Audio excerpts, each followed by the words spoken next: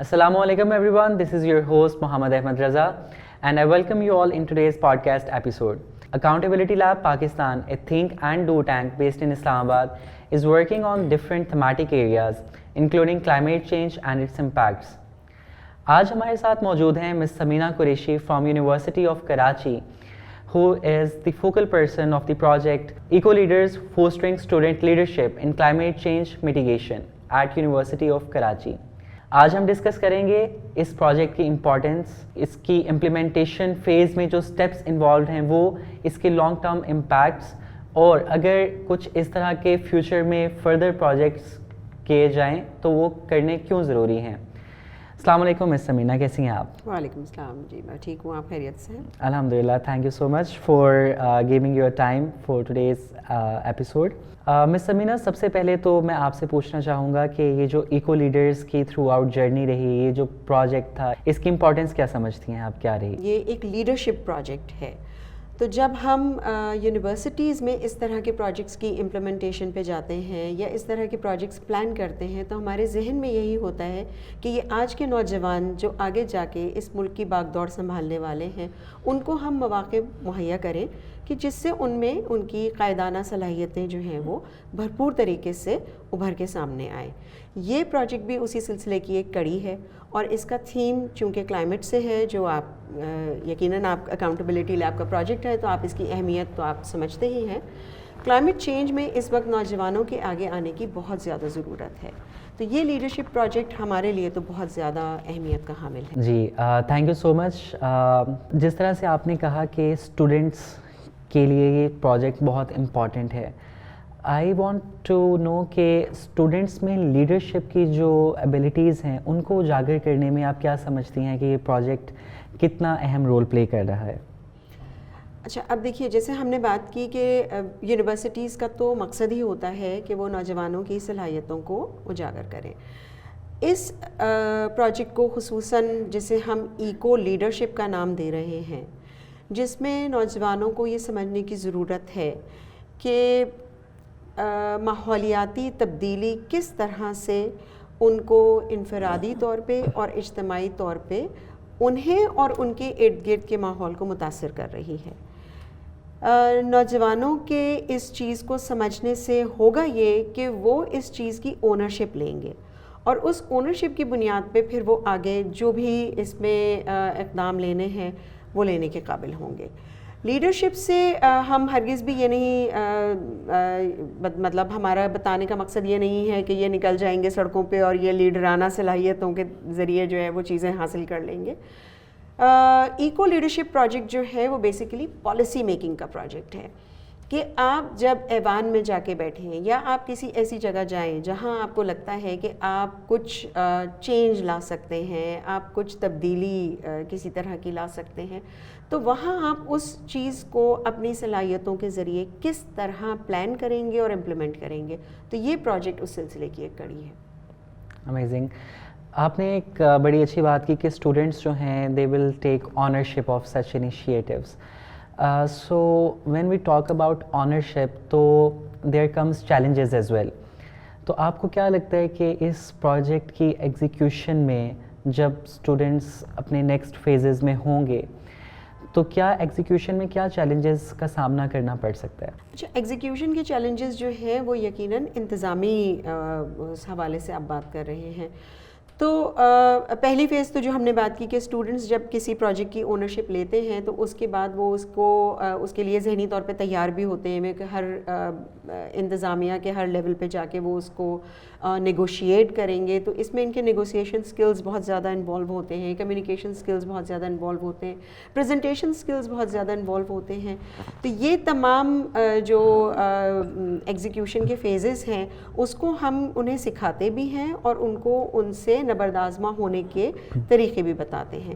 انتظامیہ کے ساتھ چیلنجز صرف یہ نہیں ہوتے ہیں کہ وہ ایک ہوتا ہے نا کہ بدلنے کے لیے ہر کوئی تیار نہیں ہوتا، تو وہ تو ایک چیلنج ہوتا ہی ہے، لیکن اس میں لاجسٹک چیلنجز بہت زیادہ انوالوڈ ہیں. Being a public sector university ہمارے پاس فنڈز کے بہت ایشوز ہوتے ہیں. تو مجھے لگتا ہے کہ اسٹوڈنٹس کو کہیں نہ کہیں یہ تمام باتیں ذہن میں رکھ کے، ان چیلنجز کو سامنے رکھ کے انتظامیہ سے اپنی جسے ہم کہیں کہ پالیسی جو یہ بنانے جا رہے ہیں اس کو منوانے کے لیے انہیں کیا کرنا ہے، اس کی پلاننگ کرنی ہوگی. تھینک یو سو مچ. آپ نے بالکل ٹھیک کہا، لیکن میں آپ سے یہ بھی ریکویسٹ کرنا چاہوں گا کہ ہمارا جو تھرو آؤٹ پروجیکٹ کی جرنی ہے اور اس میں جو اسٹیپس انوالو رہے ہیں، اگر آپ ان کو تھوڑا سا ہائی لائٹ کر سکیں اور ہماری آڈینس کو بتا سکیں کہ what were the steps involved in this project and students کی اس میں انگیجمنٹ کیسی رہی، اسٹوڈنٹس کا رسپانس کیسا رہا، اور اس کی وجہ سے اسٹوڈنٹس میں لائک کیا چینجز ان کے بیہیویئر میں، اگر آپ کو کوئی چینجز دیکھنے میں آئے تو اس پہ کچھ آپ روشنی ڈال سکیں تو. اچھا، میں آپ کی آخری بات سے اس بات کو شروع کروں گی. بیہیویئر چینج جو ہے وہ ایک بہت ہی مشکل کام ہوتا ہے. تو میں یہ تو نہیں کہوں گی کہ 3 مہینے یا 4 مہینے یا ایون 6 مہینے کے پروجیکٹ میں کوئی بیہیویئر چینج آ جاتا ہے، لیکن بیہیویئر سے پہلے کی ایک چیز ہوتی ہے ایٹیٹیوڈ، یعنی آپ ریڈینس کی طرف ہوتے ہیں کہ آپ یہ کام کرنا چاہتے ہیں. تو اسٹوڈنٹس جب آگے بڑھ کے یہ بات کہتے ہیں کہ ہم یہ کرنا چاہتے ہیں، تو چاہنے کا جو لفظ ہے وہ ان کی ریڈینس کو شو کرتا ہے، اور اس کا مطلب یہ ہے کہ وہ بیہیویئر چینج کے لیے تیار ہیں. اچھا، اس پروجیکٹ کی جرنی ڈیفینیٹلی اکاؤنٹیبلٹی لیب کی اپروچ سے ہی شروع ہوتی ہے کہ جی آپ ہم کراچی یونیورسٹی کے ساتھ یہ ایک پروجیکٹ کرنا چاہتے ہیں جس میں ہم اسٹوڈنٹس کو انگیج کرنا چاہیں گے. میرے لیے ہر وہ پروجیکٹ بڑا خوش آئند ہوتا ہے جس میں میرے اسٹوڈنٹس کچھ سیکھیں. تو دا جرنی دیٹ اسٹارٹیڈ، اس کا پہلا اسٹیپ تو یہی ہے کہ آپ اسٹوڈنٹس کو ہم نے انگیج کیا اور ان سے ہم نے ایک چھوٹا سا سوال نامہ پر کروایا جس میں انہوں نے بتایا کہ وہ ماحولیاتی تبدیلی کے حوالے سے ان کی سیریسنس کیا ہے اور وہ کام کرنا چاہتے ہیں. وہاں سے ہم نے ان کا ایک سلیکشن پروسیس کیا اور اس کے بعد ایک 3 روزہ بوٹ کیمپ کا انعقاد کیا اکاؤنٹیبلٹی لیب کے تحت. اور اس بوٹ کیمپ میں اسٹوڈنٹس نے 2 دن پالیسی میکنگ پہ سیر حاصل گفتگو کی. ہماری ٹرینر تھیں عافیہ سلام صاحبہ، veteran journalist and advocate for climate change mitigation. ان کے تحت بچوں نے 2 دن بھرپور پر مغز گفتگو کرنے کے بعد ایک پالیسی پرسپیکٹیو میں چیزوں کو دیکھنا شروع کیا کہ yes if they make a plan they can achieve it. So the first step was کہ اگر آپ کو کچھ اچیو کرنا ہے تو اس کی پلاننگ کرنی پڑے گی. تو وہ وہاں تک آ گئے. پھر اس کے بعد ایک چیز جو میں سمجھتی ہوں جس پروجیکٹ نے کی ہے طالب علموں کے لیے وہ یہ ہے کہ کلائمیٹ چینج کے بارے میں پڑھنا یا کلائمیٹ چینج کے بارے میں جاننا یا اس کے بارے میں بات کرنا، یہاں تک تو یہ سب ہوتا ہے گفتن اور برخاستن، لیکن ہم نے کیا اس کو فیلڈ ورک. تو گراؤنڈ ریالٹی کو جاننے کے لیے ہم اپنے اسٹوڈنٹس کو لے گئے، ان کو ہم نے مینگرووز دکھائے اور ہم فارسٹ ڈپارٹمنٹ کے شکر گزار ہیں اس میں جنہوں نے ہمیں فیسیلیٹیٹ کیا. اور 3-4 گھنٹے کی ایک انتہائی انجوائبل بوٹ رائڈ کے بعد اسٹوڈنٹس نے دیکھا کہ مینگرووز ہوتے کیا ہیں، مینگرووز وال ڈیولپ کیسے ہوئی ہے.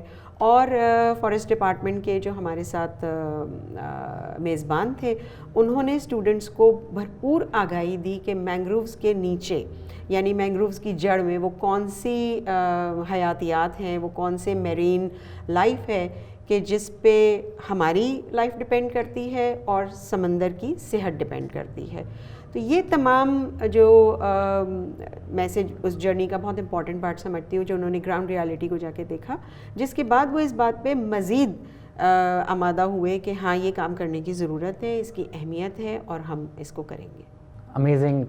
دیٹ ساؤنڈس ویری انٹرسٹنگ اور بہت ہی ایک انٹرسٹنگ جرنی رہی اسٹوڈنٹس کی ایکٹیویٹیز کی. اینڈ آئی جسٹ ہوپ کہ فردر بھی ان کا انٹرسٹ اسی طرح سے جو ہے وہ رہے اس میں ان ایکٹیویٹیز میں تاکہ اس چیز کو سسٹین کیا جا سکے.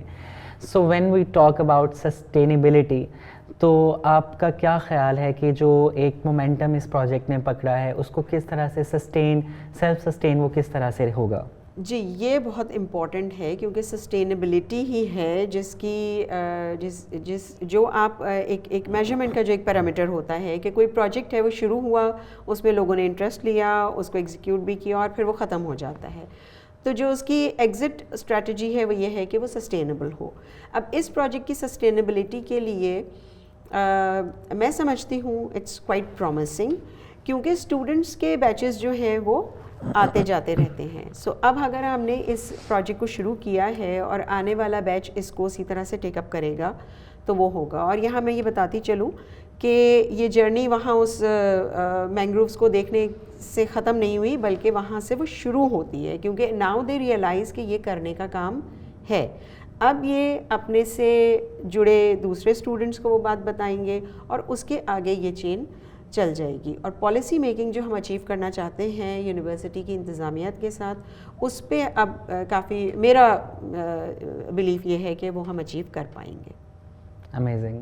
آئی جسٹ ہوپ کہ ہم اچیو کر سکیں ان گولس کو. ڈیفینیٹلی آپ کا بڑا ایک امپورٹنٹ رول رہا ہے through out the journey, and it reflects in all the initiatives جو یہاں پہ لیے جا رہے ہیں. سو ایک اور چیز جیسا کہ آپ نے ابھی کچھ دیر پہلے ڈسکس کیا تھا, when we talk about behaviour change, so it takes a lot time behaviour میں کوئی چینج لانے کے لیے, تبدیلی لانے کے لیے. Similarly there is an other term جسے امپیکٹ ہم کہتے ہیں. Definitely we can not measure impact right after its implementation, لیکن آپ اس پروجیکٹ کے لانگ ٹرم امپیکٹ کیا سمجھتی ہیں کہ اس کا کیا امپیکٹ ہو سکتا ہے لانگ ٹرم اس پروجیکٹ کا؟ اف اٹ سیلف سسٹینس, کیا امپیکٹ ہوگا؟ اچھا دیکھیے, I always believe in number 1 power of 1. اگر ہر شخص اپنے پاور کو ریئلائز کر کے اور کام کرنا شروع کرتا ہے تو ڈیفینیٹلی اس کی اچیومنٹ کے جو چانسز ہیں وہ زیادہ ہوتے ہیں, اور اس کی سسٹینیبلٹی, اس کا انرشیا اور اس کو آگے لے جانے کے چانسز زیادہ ہوتے ہیں. اچھا, لانگ ٹرم امپیکٹ کی جہاں تک بات ہے تو چونکہ یونیورسٹیز جو ہیں وہ ایسی سیٹس آف لرننگ ہوتی ہیں جہاں پہ ڈائیورسیفائڈ قسم کے لوگ آتے ہیں, تو 10 لوگوں کو کوئی بات بتا دینے کے بعد وہ چین چل پڑتی ہے. اگر ہر 10 لوگ آگے 10 لوگوں کو بتاتے ہیں تو 100 لوگ تو ویسے ہی آپ اچیو کر لیتے ہیں. سو امپیکٹ بھی اس کا ہوتا ہے اور اس کی لانگ ٹرم سسٹینیبلٹی بھی ہوتی ہے. امپیکٹ میجر کرنا یوں مشکل ہوتا ہے کیونکہ بیہیویئر چینج جو ہے it is manifested over a very long period of time.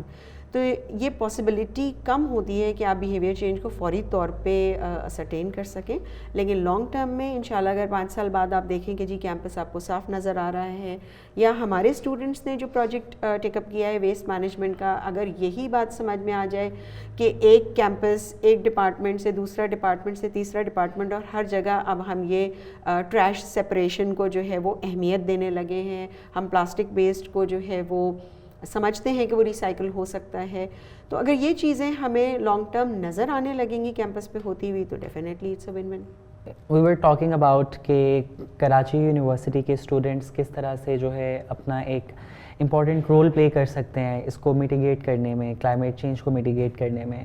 But if we talk over all educational institutions, آپ کو کیا لگتا ہے کہ جو ایجوکیشنل انسٹیٹیوشنس ہیں وہ کیا رول پلے کر سکتے ہیں کلائمیٹ چینج میٹیگیشن کے پروسیس میں؟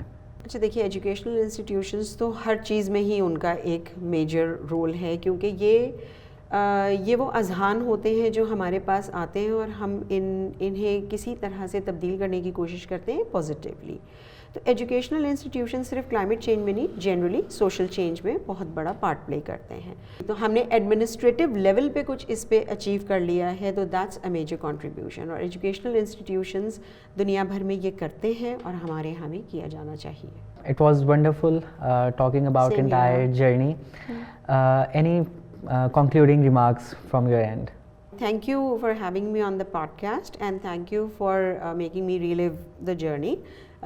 یہ جو ہم نے پروجیکٹ کیا ہے ایکو لیڈرشپ کا, and my concluding would be keep taking up such projects, keep involving universities, صرف ہم نہیں اور ادارے بھی ہیں, آپ سب کچھ اپنے ساتھ لے کے چلیں اس جرنی میں تو اٹ ول ڈیلیور.